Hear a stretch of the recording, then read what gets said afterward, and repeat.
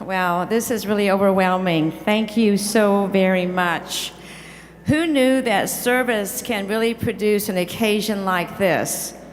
But let me tell you, service is everything for all of us in this room. And I truly believe this is what makes our country stand out above all others.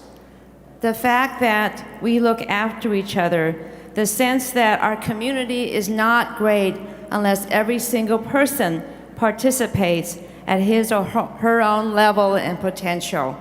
I'm so thrilled to be here. I'm so thrilled to be amongst all the advocates and supporters and representatives of the service community. Service has always been something that brought people together. Even as a young child, I knew that. Coming in kindergarten, I realized I didn't have many friends yet because we moved into a new house. So in order to acquaint myself with the other kindergartners, we decided to have a project. We planted flowers around the schoolhouse, which brought much joy to all of us and brought a sense of community to those little 5-year-olds. And in me, instilled forever the sense that you only are able to be a part of a community if you give back. And I'm so thrilled to be here today, in particular, to receive this wonderful award. Senator Kennedy was a true champion for national service, and I'm deeply honored to receive this award in his name. In 2009, when President Obama signed the Edward M. Kennedy Service America Act into law, he talked about that the legislation was about connecting deeds to needs. Deeds to needs. And as you know, AmeriCorps and Senior Corps members are doing that every single day. They're tutoring and mentoring at-risk students. They're helping local governments address climate change. They're providing nutrition and financial literacy education, and so much more. Volunteers are answering the most urgent challenges we face as a nation, and that's why elevating the importance of national service has been one of the constants of my career, even before I came to Congress.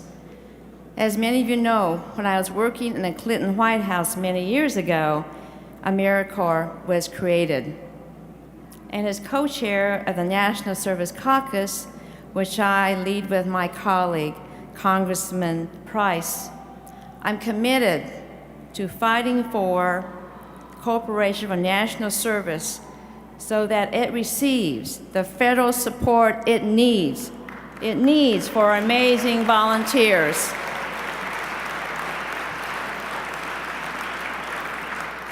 Because volunteers need the support, we need to support the volunteers so they can go out in the community and spread their wonderful goodness. I've always believed that our shared prosperity as a nation is directly tied to our collective commitment to service.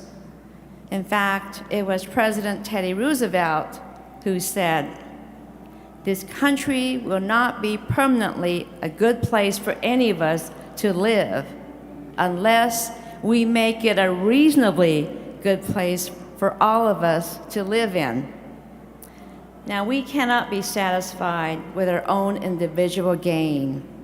We have to look around and see what else we can do. It must continue to be a part of who we are as Americans. And just last month, we celebrated the Martin Luther King Day of Service. Dr. King's words remain enduring. Life's most persistent and urgent question is, what are you doing for others? Our volunteers are answering that question and that call to action. And your continued advocacy is essential for them to be able to do so. I want to thank you so very much for being here and for being out in the community, spreading the word about the importance of service for all of us in this country and throughout the world. Thank you so very much for the honor.